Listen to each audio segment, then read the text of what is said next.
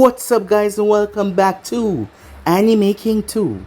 And today I'm going to be giving you part 4 of What If Naruto was neglected and broken and became a daimyo.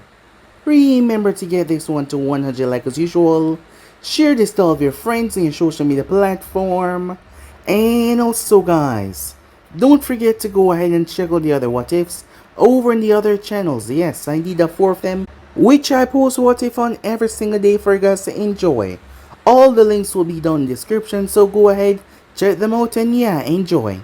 And don't forget to turn on the bell notification to see exactly when I post, because I do post a hell of a lot. So without further ado or waste no more time, what do you say we jump right into this brand new episode? Begin now guys.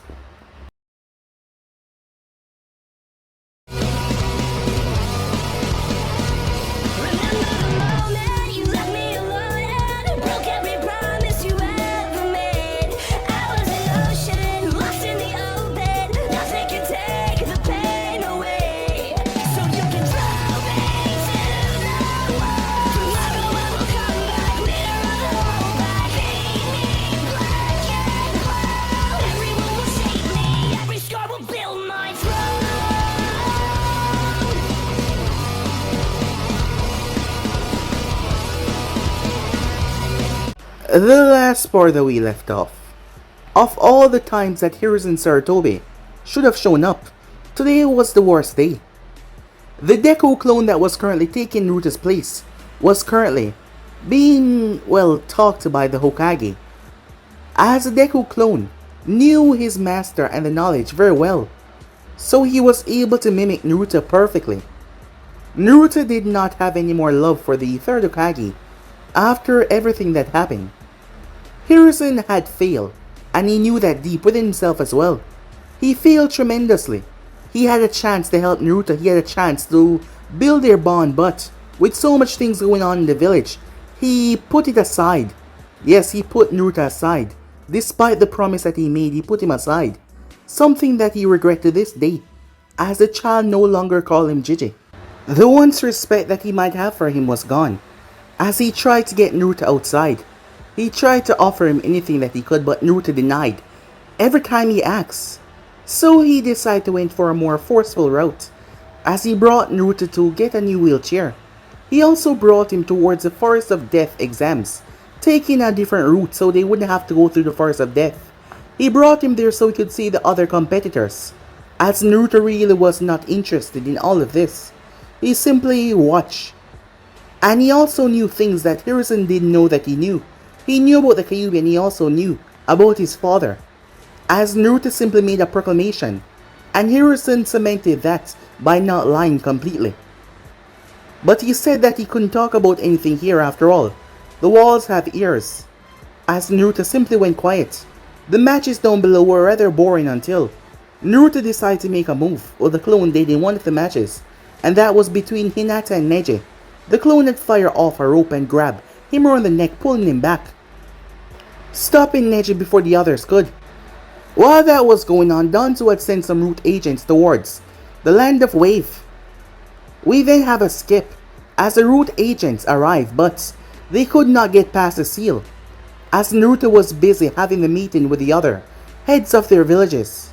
Each of them sent a member from their bodyguard, Naruto sending Deku to go and kidnap all these perpetrators and bring them back alive so they can find out what they wanted in the first place.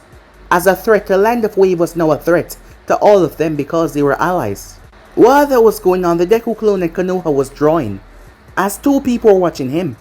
However, someone arrived. It was none other than Jiraiya. As Jiraiya had never thought that Minato and Kushina would die soon after, he was given the responsibility to be Naruto's godfather, as he never had much experience or anything with that, as he talked to Naruto about stealing. As Naruto didn't really want anything to do with him, not to mention, Naruto was a level 9 seal master and Jiraiya was at 8.5, so there was nothing that he could teach Naruto. And Naruto did not want the toads. There was nothing that he could do with them.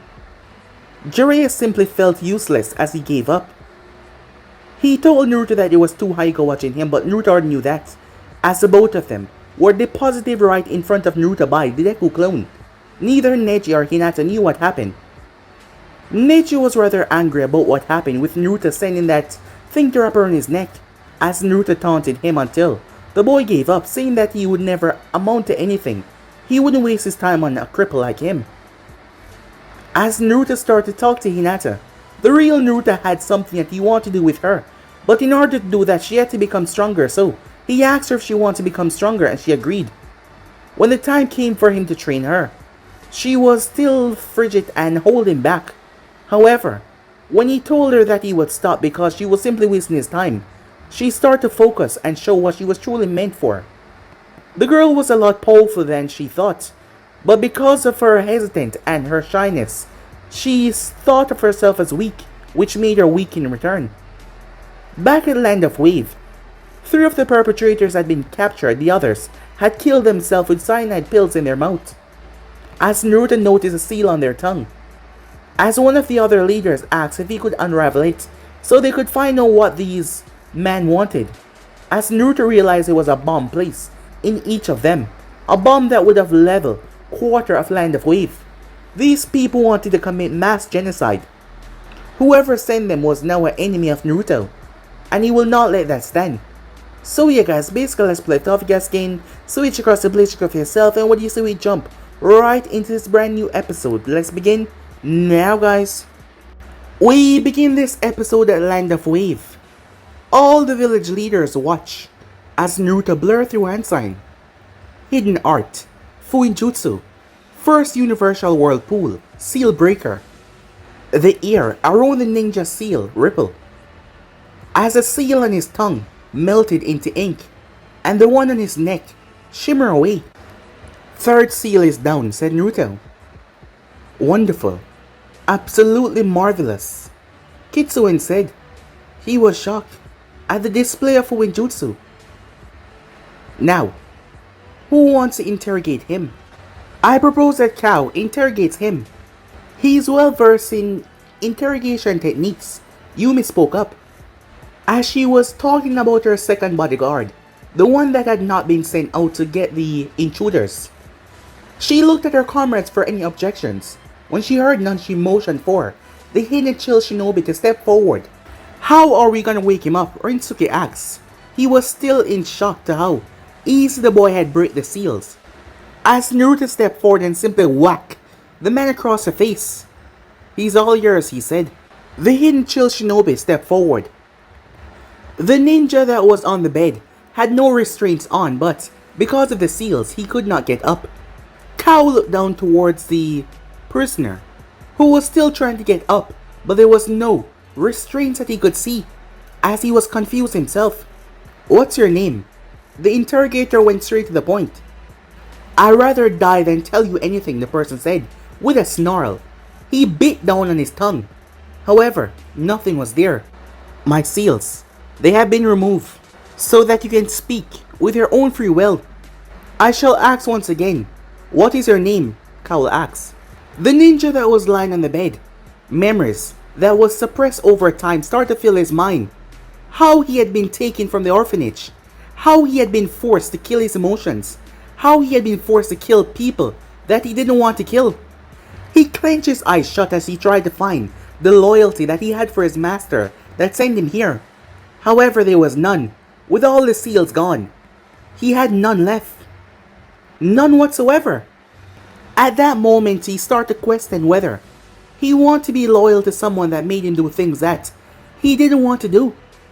Assassinating delegates, royal delegates from Lightning and Earth country in the Land of Whirlpool, making those countries believe that the Whirlpool country wanted trouble, making nations believe that the Uzumakis wanted to start an uprising when he was the one and others that slaughtered the delegates that went there, poisoning the Uzumaki water supply with slow-acting chakra-eating virus when he was an honored guest there, posing as a Konoha dignitary child. At that time, he had just graduated from the Root program. Yes, he had just graduated, and he was on top, the first of his class, and his master had given him that mission to prove his worth. His eyes opened when he heard a polite cough. Well, the interrogator said, his master was a very powerful man. Immensely so. He wouldn't be surprised if after he spewed out the secrets he had on the man, he would later be found dead. He wasn't even sure if his master was his master anymore. I don't remember my name, but my master calls me Rat. Carl nodded slowly. Should I expect your full cooperation? Rat took in a deep breath before he exhaled, feeling free for the first time. Maybe, just maybe if he told these people what he knew and hoped for the best, he would stay alive a little while longer. Just maybe, as he nodded his head. Yes, I will cooperate, he said. Maybe that is why he was given the name Rat. He will tell all he could so that he could stay alive a little while longer. As Naruto cracked a small smirk, as they all turned towards the agent Rat to find out everything. Time skip. A day before the Chunin exams, Konoha. Hayashi Hyuga looked down towards his daughters, a stoic expression on his face. The girls also had a stoic expression on their face.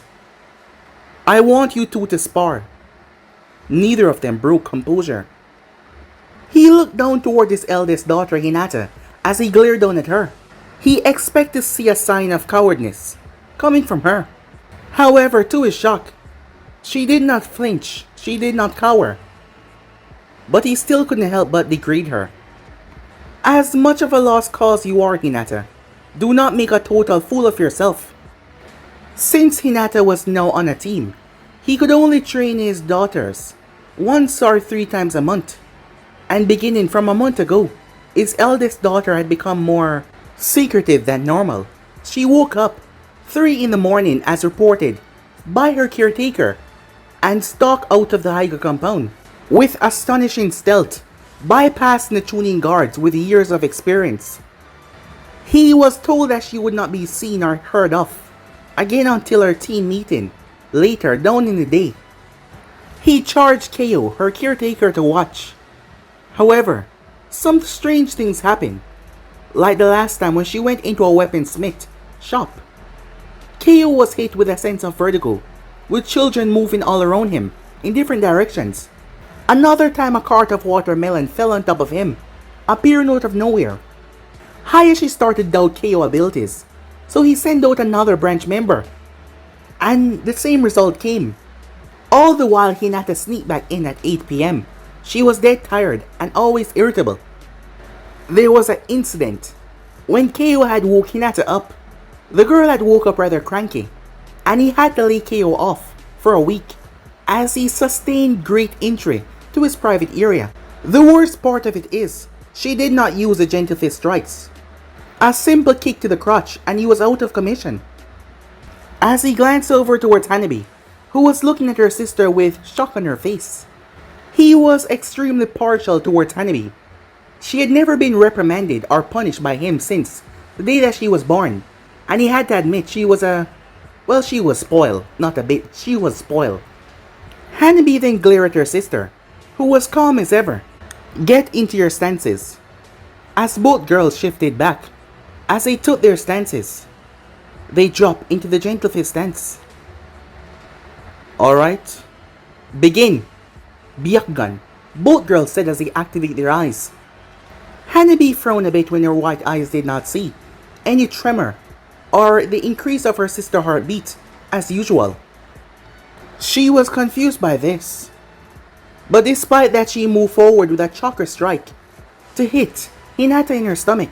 This was the usual way she ended her spars with her sister, but this time, something rather unusual happened. Hinata twists around her strike and with shocking speed, locked all the points in Hanabi's hand. Hinata had 40 pounds on each limb. So he has 40 on one hand and 40 on the next, and 40 on both legs. And yet she was still insanely fast than before. She was much faster with them off, but even with them on, she was greater than before. After having her arm turned into a useless sachets, Hanabi flew past her. She turned and looked at her sister in shock, bewilderment, unable to understand what the hell just happened. Hayashi too, as he wondered if this was a dream or something. Hanabi looked at her sister to see if this was some kind of genjutsu, but All she saw was the strange markings on the back of her hand and the back of her feet. Those were the weights. However, Hanabi did not know that. Hinata then moved into her guard, without Hanabi even understanding what was going on. She jammed her hand twice, and then her belly. Hanabi wobbled on her feet. Her upper half was blocked off, as she was gaping in shock, not understanding how was this possible. Hinata then released her assault on the little girl. Before Hanabi knew it, she was on the ground, a panting mess. She looked up as Hinata's eyes were devoid of anything. This angered her as she started to get up, but to no avail. "Stand down, Hanabi." She won. Hayashi said, as he never thought that he would ever say those words. She then looked towards her father. He understood the look. "You may leave." "Yes, father." With that, she started to walk away. "Get back here and face me! I wasn't ready! Get back here!" "Hanabi, that's enough. We are going to increase your training. Next time, you'll be ready," Hayashi said. As for Hinata, once she was out of her clan compound, she made her way towards Training Ground 8, and then made a detour towards her sensei's favorite space. Sensei, Naruto Sensei. As a boy in his wheelchair, this was the real Naruto, not a Deku clone. He looked towards her. "Yes, Hinata?" He had arrived back in Konoha a week prior, and he was fully informed what he got himself into. "I finally beat her," Hinata said, as she looked towards him. "I finally beat my sister in taijutsu." Naruto had noticed that compliments did a lot to her growth, so he decided to oblige her. "Well done, Hinata," he said. That made her blush. As she looked down, she poked the grass with her feet, but she still stood straight, remembering that her teacher respect confidence. As Naruto allowed her to have her moment of glory. "As a reward, you will have no training for today and tomorrow, but you will still have your weight seals activated." On cue, she felt her body sag under the added weight of 90 pounds. "Now take a seat. I have something to tell you." As she sat down cross-legged and looked up at him. "The first thing I want to tell you is, I have been receiving troubling news from my spies." Her eyes widened, not knowing that her semi-crippled teacher had spies. "Sensei has spies? He's cooler than I thought." As Naruto gazed at her reaction, he did not see a shift in her loyalty. So he continued. "It seems 5 Konoha patrol stations in the north has been taken over by the Hidden Sand and a new village known as the Hidden Sound." She remained composed. She was surprised that he even told her this much. "I do not think that this votes well for Konoha, seeing how many shinobi they are. They are presently lying until wait until tomorrow. That is when I predict they will strike." "An invasion?" she muttered. "Exactly," said Naruto. "What do you want me to do, Sensei?" she asked. "I want you to answer that question yourself, Hinata." She looked at the ground as she was quiet for a while. She then snapped her gaze up. "I will defend Konoha. It's my responsibility as a shinobi." A ghost of a smile crossed Naruto's face as she nodded, believing that she answered correctly. "Yes, it is a responsibility, but you have to protect Konoha because it is your home. This is where all your friends and comrades live. If Konoha is not present, then you have no home." She nodded once again as she took his teaching to heart. "Listen to your superiors and make sure you lend a hand in helping out. If you survive tomorrow, then I shall reward you and bring you into my confidence," he said to her. Now Hinata surely had to survive the invasion tomorrow. The person that she looked up to as her idol had put his faith into her, and he will train her and tell her more things. "I will not let you down, Sensei. I trust that you won't." The second thing I wish to ask you is about your ambition. As she tilted her head to the side at his question. "What is your ambition, Hinata?" To be as strong as you, Sensei," she responded. As Naruto looked at her, "I am flattered by your response, but not every teacher want his students or student, in your case, to be as strong as him. He wants his students to be stronger than him, greater than him." He allowed her a few seconds to digest. what he just said before he continued. I want you to set your target to the sky and shoot for it. Maybe even overshoot it. Now, I'll ask you again. What is your ambition? Hinata was quiet, as she didn't say anything. I don't want to say that my ambition is to become a jonin. Naruto-sensei said that he has seals and body traps that could level a battlefield if he wanted, and it will take out numerous jonins. I don't want to say I want to become an A-rank ninja. If Sensei was a ninja, he would be A-rank. Maybe higher. If I keep beating Hanabi in our spars, I will definitely become clan head. But that still seemed too low, she thought to herself. A thought then drifted her mind, as her eyes peered out towards something that could be seen from all over the village. The highest form. Overshoot, she thought. She snapped her gaze up as their eyes met. I want to be Hokage, she said. Now that brought a smile to Naruto's lips. She met it with her own, as he reached forward and ruffled her hair. That's the sky, Hinata. All you have to do is to reach it. She beamed at him, as she soared to him with all the power in her being. I'll make you proud, Naruto-sensei, she said to him, a bright smile on her face. Time skip. Naruto's status as Kyuubi Jinchuriki. It wasn't as secretive as Hiruzen hoped. What was I expecting? That the third would finally pull through. For something. It's laughable, Naruto thought to himself, as he used his snake rope to grab a Sand Shinobi by the throat and threw him. As he threw a seal that connected with the man's forehead, on contact, the seal, written for the kanji for deep sleep, activates and the man collapsed unconscious. All of the guards that the Hokage had appointed to him had failed. They were blindsided by the snap genjutsu of the feathers and the sheer number of invaders. As Naruto used the seal and the genjutsu that was used to put the other Sand Shinobis around him to sleep, no blood was shed. He did not like killing. Well, yet. His ex-seal tingled as Deku appeared on his right knee. Master Naruto, he said, I want you to go and assist the others in fending off the invaders. Nodding, Deku fired two of his straight forward. It stabbed into the chest of two shinobis that were trying to sneak up on Naruto. Make sure that you're not seen. There are not any Uchiha that can track you, and the Hyugas are too busy fending off the snakes. If you see the Kazekage winning on the roof, lend a hand there as well. Am I understood? Yes, Master Naruto. As he stood up and saluted his leader, might I ask what you'll be doing? As Naruto allowed a small smile to cross his face. I'm going to stretch my legs, he said. He flicked his eyes towards Rampage and Sanjin Julike in the arena. Deku nodded and blinked out of sight, not using any jutsu, just pure speed. As Naruto creeped to his feet, as he rolled his shoulders, until something popped in his mind. He leaned down to his wheelchair. With his mind set on what he was going to do, he tapped the right arm of his wheelchair. Meanwhile, on the far side of Konoha, the east, Team 8 and 10 was busy, as they were making the citizens and the academy students go into the underground bunker. Hinata had a light smile on her face as she assured the mother and her daughter that everything was going to go well. Her eyes widened when she felt her weight seals drop completely to nothing. She felt like she was flying. With the weights off, it felt incredible.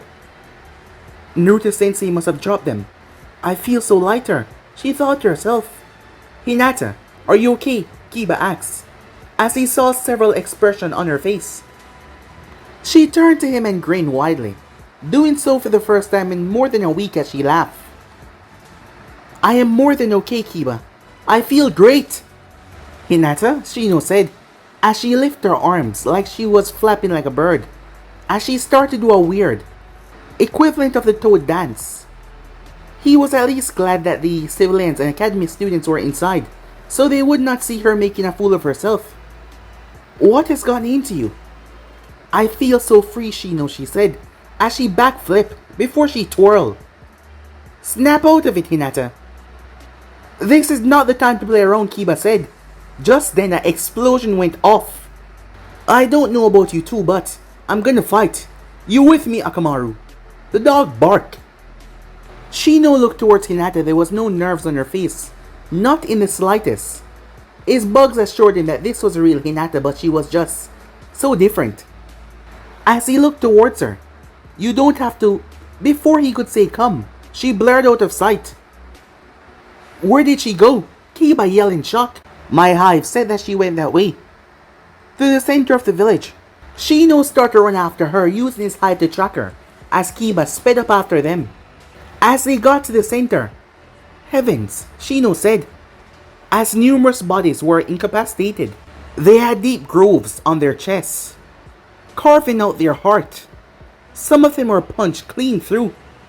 Who did this? Kiba said in shock, looking at the bloody scene.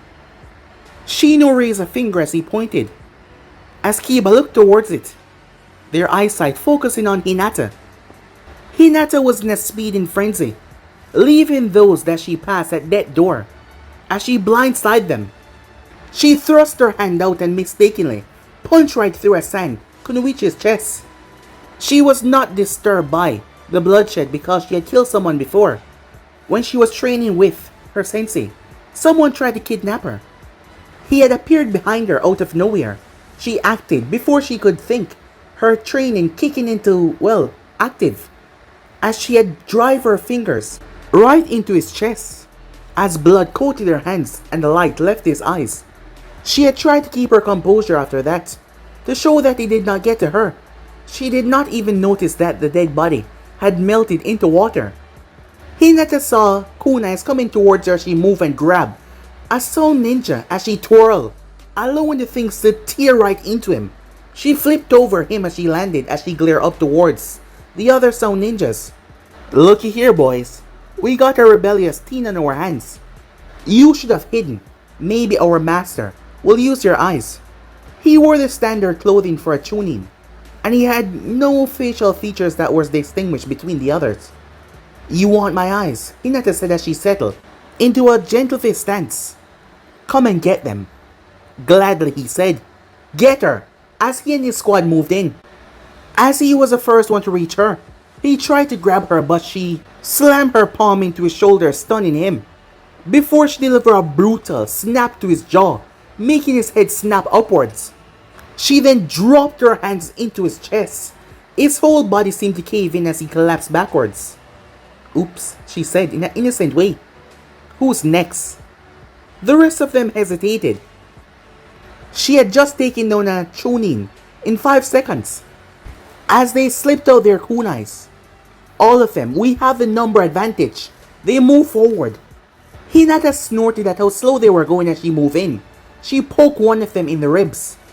As he screamed in agony at the small poke, she had broken his rib and punctured his lung. In that one strike, her eyes could see it all after all. She blazed her hands over another enemy as he crumbled down to the ground. She then twirled out of the way of a couple of shurikens. She plucked 2 of them out of the sky and tossed them as they split into the head of 2 others. She barreled into a chunin and struck him twice in the chest. He wheezed and tried a right hook, but she stepped aside and snapped her heel right into his face, slamming his head down into the ground, bursting an eyeball in the process. Her strength had become immense, and at the moment she did not know how to properly hold it back. Earth release. Mud landslide. Hinata flipped up in the air as she dodged the attack. You kill all of my men. I'll make you pay. As she twists, he fired several mud bullets towards her. She landed as she rolled out of the way. As she rushed towards him, as he pulled out a kona and drove it towards her face. She ducked underneath it before she took his arm out of the equation. His arm collapsing at his side. His left hand came up to grab her butt. She twisted underneath him and appeared behind him as she whispered, "Too slow." He spun around as she ducked. She then drove her hand into his chest. She shut all the flow off. He started to stagger back as she assaulted him. The remains was not pleasant. Gross, she said, looking down towards the ground. As she heard another explosion before, she leaped off, leaving a trail of bodies in her wake. like it was nothing. Meanwhile, Naruto never expected to have this much fun fighting a sand monster, as he ran at low tuning speeds, which was the fastest that he could go. As the aggressive sand beast release sand spikes to try and take him down. "You're enjoying yourself too much, Naruto," the Kyuubi said from his subconscious, amused by his brother's attempt to try and take down his holder. As Naruto was glad that the fox told him to learn and study Fuinjutsu. As he tapped his right arm as a shield made from chakra came, it blocked the sand spikes that came toward his left. As he dug his legs into the ground, as the intensity of the sand spikes started to increase, he pushed his hand into his pocket. As he pulled out a piece of paper, he then added his chakra and threw it. The piece of paper hit the sand before it turned into a blinding inferno and turned the sand covering the Kazekage sun into glass. As Naruto had to wonder what kind of loyalty they'd Konoha ninja have, since more than half of them ran over to try to protect the third Hokage, despite knowing full well that he was capable of defending himself instead of taking down this monster. Though Naruto was glad for their absence, he didn't want anyone to see him fighting except for his opponents. The first problem he encountered was the Uchiha survivor, Sasuke, who was doing fairly well against the sand monster. Naruto had knocked him out, a chain to the back of his head before he could even react. Gaara's siblings were beyond shock as they saw the boy, who was in a wheelchair not 30 minutes ago, was keeping up with their brother in that mode. They couldn't believe it. As Naruto flew through three hand signs, Fuinjutsu, child of paper chaos, he said. Sheets of paper flew over Gaara and exploded as Gaara was almost in his full Tanuki form. "I'll have your blood," Gaara yelled as he pumped an extreme amount of chakra into his sand to explode out of the glass form. He then did something Naruto did not expect. He slept. He fell into a deep sleep. "Shikaku is back, baby! Woohoo!" Shikaku yelled out in glee as he looked down at Naruto, who was glaring up at him. "Oh, so you're the bug trying to kill me, huh?" As he swung his arm towards Naruto, who started to run away. "Run, little rat! Run!" he yelled. As Naruto flipped up the wall and glued himself in place. "Naruto-sensei!" Naruto turned his head as he saw his student. Shikaku capitalized on that as he threw his arm, as Naruto created his rectangular shield. However, he was still blasted right into the arena. "Sensei!" Hinata cried as she saw her sensei being blasted away. Shikaku yelled in triumph and glee. The dust and smoke blew away as Naruto was embedded in the wall. However, there was a blue shield that wrapped all around him. In a circle, like a ball, he was completely unscathed. "Gotta love seals," he said, as he deactivated his shield and got to his feet. "You're a stubborn little shit, aren't you?" the Tanuki yelled. "Wind style! Shattering sand bullets!" as he pumped his stomach and fired the bullets after Naruto. They pelted down as Naruto activated his arm shield to deflect them. He again threw more papers towards the monster as the explosion frustrated the giant beast as Naruto moved towards Hinata. "What are you doing here?" he said. I came to help you," she muttered, as he threw three more infernos towards Shikaku. Her eye looked towards Temari and Kankuro, who was on the other side of the arena, ready to help when they can. As Naruto threw more exploding shurikens, turning the beast's body almost to glass. As he thought about how she could help, "I need you to distract the sand beast while I get to the boy in the forehead," said Naruto. Her knees shook in fear. I don't know if I can do that," she said. "I saw how fast you can run and how hard you can hit." Well, he did not see, but given the results of the weight seals, he presumed that much. "You'll be fine," as he patted her on the shoulder to reassure her. Before she could respond, he flushed forward, flashing through hand sign. "Fire style! Great fireball jutsu!"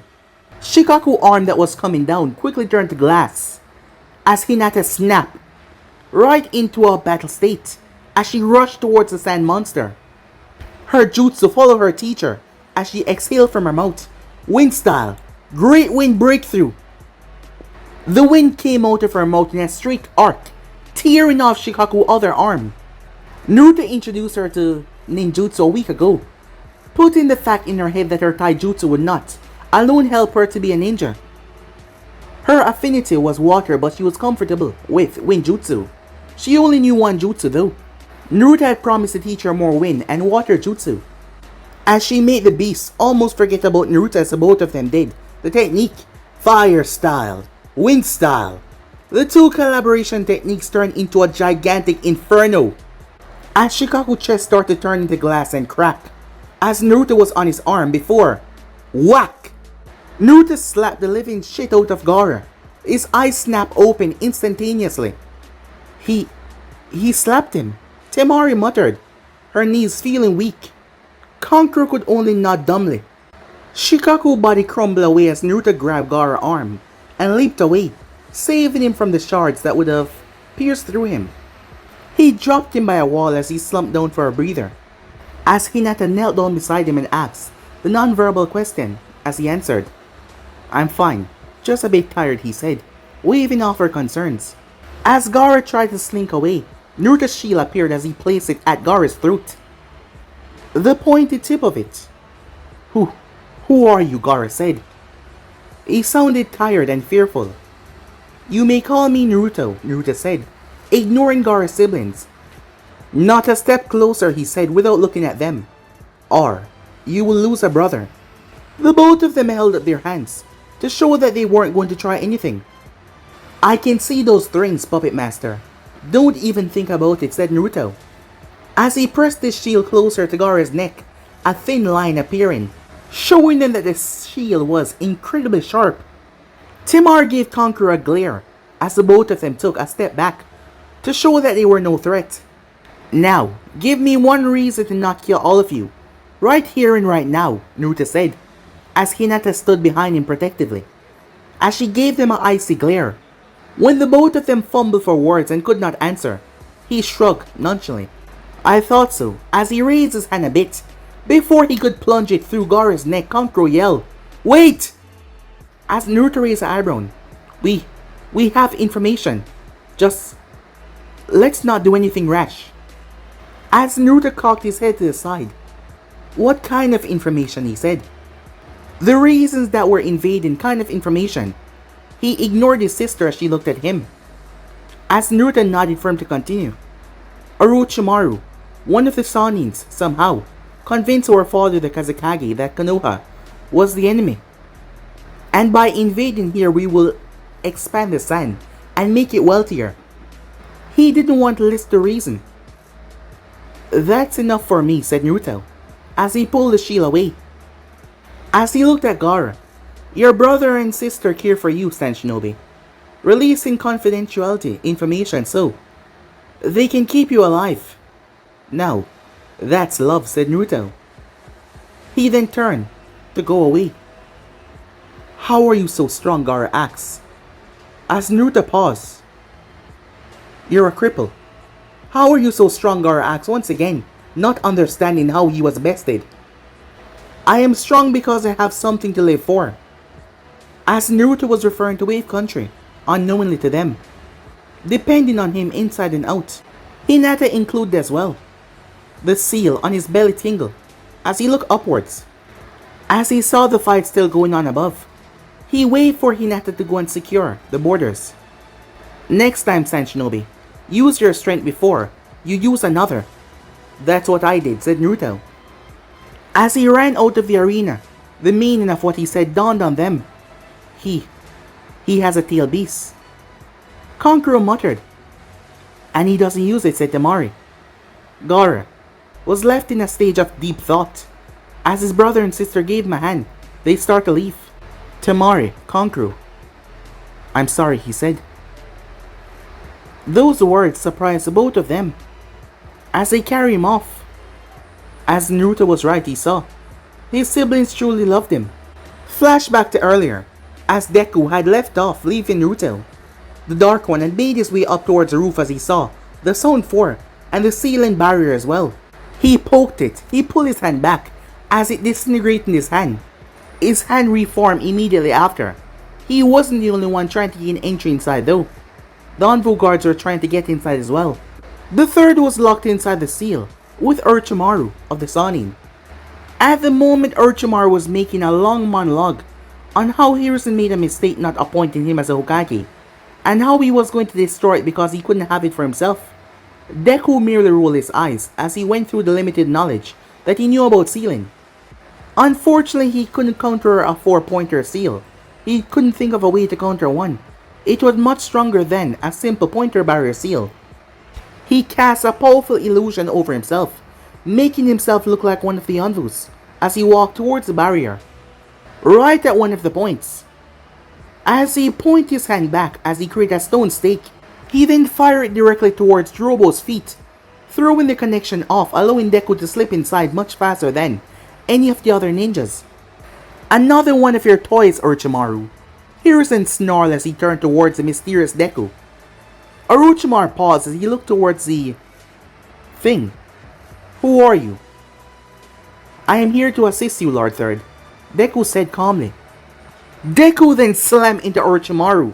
He was not one for much words, before he slammed a stone stake into his skull. However, Orochimaru turned into mud. You're fast, I'll give you that, Orochimaru said. Behind Deku, his leg raised as he dropped it. However, Deku turned faster than Orochimaru expected and crossed his arms, blocking the blow, as his arm had broke by the force. He did not even wince as he swept under, trying to kick away Orochimaru's feet who leaped up in the air. He snapped his arm back into the right position before attacking the man once again. Really durable as well.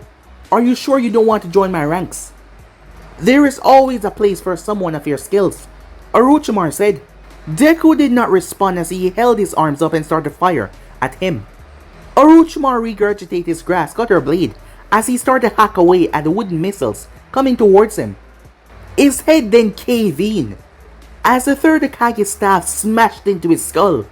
However, his body broke apart into mud, so did his blade. 2 against 1 is oddly unfair, isn't it? Orochimaru said over to the side as he went through hand sign. Edo Tensei! As he summoned coffins from the ground. 3 coffins rising up out of the earth. The lids popped off. Hiruzen couldn't believe it. You have gone too far, Orochimaru, he said. You forced me down this path. It is only fitting that you die by your predecessors. Orochimaru said. Hiruzen? Man, you've gotten old. The first Hokage said. Tobirama, the more reserved of the two, looked around. We are not supposed to be alive. My jutsu has been perfected. He looked to his left as he saw the other coffin release a pile of ash as he snorted. Not too perfect it seems, as he glanced towards Orochimaru, who vanished and appeared behind them, as he jammed sealed kunais in the back of their heads. Their eyes glazed over, their skin reforming. Kill your student and that other person, Orochimaru said, as he didn't count on the fact that the corpses that he reanimated were not at full strength. Deku split himself into 4 as he ran over towards Hoshirama, while the second Hokage Tobirama ran towards his student. The fight between the first Hokage and Naruto loyal Shadow was like looking at the sun from a reflection of a kunai, as both of them were using advanced speed, trading blows after blows. Hoshirama drilled punches into Deku's head as the Dark Shadow raised his arm to catch all the blows, fixing up immediately after as he grabbed Hoshirama's arm and dragged it out of the socket. He didn't stop as he sent a bone-crushing kick to the man's cheek, driving him back again and again. Hoshirama caught him, but he didn't prepare for the other Deku clone to snap in and deliver bone-crushing kicks to his chest and face. The 4 clones did not give Hoshirama breathing space. They attacked him relentlessly. If he was alive, Hoshirama knew that he would be in for a whirl of pain as they worked together to break down Hoshirama's defense, as Deku lodged 2 stone stakes right into his eyes before slamming a brutal kick under his chin as they kept on kicking him out before the clones jumped forward and pushed him into the barrier, ending the fight as Hoshirama disappeared into fine ash. Hiruzen seemed to have the same idea as he bent away from water release, drilling water bullets. His staff then smashed into the head of Tobirama, launching him away. However, a sword ripped through his back and pierced through his stomach. I win, Sensei, Orochimaru said, as the Deku clones had threw the body of the second into the barrier as he tried to reform. As his soul was sent back to the afterlife, the reanimation was far from perfect. Blood dripped from Hiruzen's nose and eyes as the toxin in the sword spread through him. His breathing got heavier as he tried to slow down his heart rate to slow down the deadly poison. Just die, Sensei. Die, Orochimaru said. A hand gripped Orochimaru's throat and threw him away. As Deku landed, Orochimaru was still holding on to his blade. However, he smiled. There is nothing that you can do now to save him, stranger. His immune system is too frail and weakened to fight my poisons. He will die today, as Deku will lay Hiruzen on the ground. Sadly, I will not see him die myself. As he swallowed his sword, he whistled as the barrier dropped.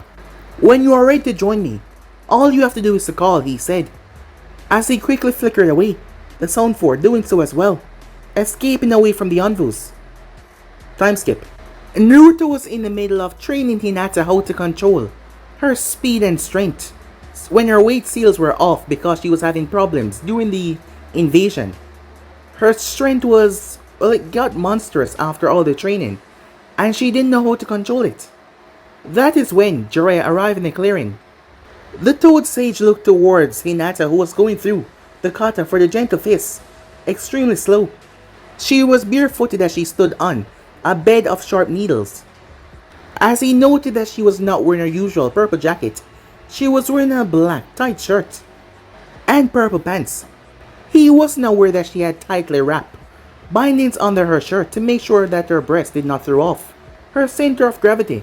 Her hands up to her elbows were wrapped in bandages, perhaps because of intense Tenkutsu training. It was a month after the Chunin exams and Konoha was still mourning the death of the third. What Orochimaru said had came to reality. The old man's weak immune system could not fight off the poison. Jiraiya was at least glad that he died peacefully. The girl who had noticed him kept on moving as she stepped forward as she twirled, doing a roundhouse kick, something that was not in the gentle fist stance. That confused him, as he wondered when did Naruto start to train her. Naruto's wheelchair was under a tree, but he was not there. Her purple jacket was on his chair. Where is Naruto? He asked. As she slowly stretched her body, she pointed her right foot, taking it off the senbon towards the left. As he saw, thank you, he said. Hinata went straight back to training. Jiraiya decided to be serious for once as he came to see Naruto up in the tree looking down towards a girl. She seemed to be around 8 years old, brown hair, as she was wearing simple clothes, brown shorts, and a black shirt with no shoes. She was sitting cross-legged inside of the clearing. As Naruto glanced at him, "Hello, Lord Jiraiya," he said, as he waved for the girl to keep on meditating. "To what do I owe your visit?" As Jiraiya looked at him, a better question is, why are you training the Hyuga and Kurama heiress? Jiraiya asked. As Naruto shrugged and replied, "I don't see how that is your concern," as he did not break under his pressure of his gaze. "Why are you here again?" "I came to tell you that we have a mission." As Naruto looked at him, "I remember quite vividly the third Hokage disallowing me from joining the academy." "I'm sure that he told you that," said Naruto as he tossed a pair of earphones towards Yakumo Kurama, when her eyes opened again as she quietly eavesdropped on both of them. "Focus, Yakumo," said Naruto. She quietly nodded before she plugged her ears as she went back to meditating. He had found the girl about to slip a kitchen knife right across her throat in his clearing. He had stopped her just in time though, with his snake rope. The reason behind her attempt was because her mentor had stopped her from becoming a ninja, because she had a demon locked up inside of her. She told him that before she could walk, her ambition was to always become a kunoichi. But after she was found in a pool of blood of her own main clan members by her mentor Kurnai, Kurnai had sealed away her chakra, leaving the bare minimum so that she could live. The woman did so with a heavy heart. Kurnai did it to bear the hate of the girls, well, hate on her, instead of Konoha. Her case reminded Naruto of himself, well, besides the suicide attempt. He always wanted to become a ninja, and he pushed Fuinjutsu to the limit because of that, but the person that he looked up to told him that he could never become one, and barred him from becoming one. He begrudgingly asked her if she wanted to come under his tutelage. He had summoned Hinata and made her show her the, well, increase that she got from 2.5 months under him. Thankfully though, she agreed. The crime heiress, physical and mental problems were a lot worse than Hinata though, a lot worse. As her confidence was worse than Hinata, and Naruto's big toe was stronger than her body, and that was saying a lot. But he was not one to back down from a challenge, as he removed the seal that was placed on her, and told her to meditate, making sure to keep watch in case her inner demon came out. He wanted to know what the demon could do before he created an effective seal against it. As Naruto refocused back on Jiraiya, when we found you, you were in the center of a sleeping sound shinobi, and all of your guards were dead. As Naruto merely shrugged, information about your status as a Jinchuriki has leaked, and the council has decided that it is safe for you to have the strongest guard at hand. Wouldn't it be better if I was left alone? I did more than my supposed guard, said Naruto with ear quotes, making Jiraiya chuckle. The fact remains I have to have you with me for as long as possible. As Naruto looked him right in the eyes, as Jiraiya started to break out in a cold sweat, what else did the third Hokage request of you? Jiraiya sighed as the kid figured him out. That I teach you how to handle Kyuubi's chakra. I can learn that on my own, said Naruto. Have you unlocked it? Jiraiya asked. More or less, said Naruto. And what does that mean? That means I have met the beast, and we have come to an agreement, said Naruto. You met the Kyuubi? Yes, and he is fairly pleasant, but that is beside the point. I wish to exercise my legs outside the village. What mission do we have? Naruto asks. But guys, be and subscribe right here if you want the next person to do. Like, subscribe, comment down below, and turn on that bell notification to stay posted. Remember, share to all of your friends on your social media platform. And don't forget to go ahead and check out the other what tips of the other channels. Yes, I indeed have 4 of them, guys, which I post what if on every single day for you guys to enjoy. So go ahead, smash that red subscribe button and become a part of the Making family. And thank you for all of your help and your support. And yeah, without further ado, what do you say we jump right? What am I saying? Let's get the hell out of here. See you guys soon. Peace.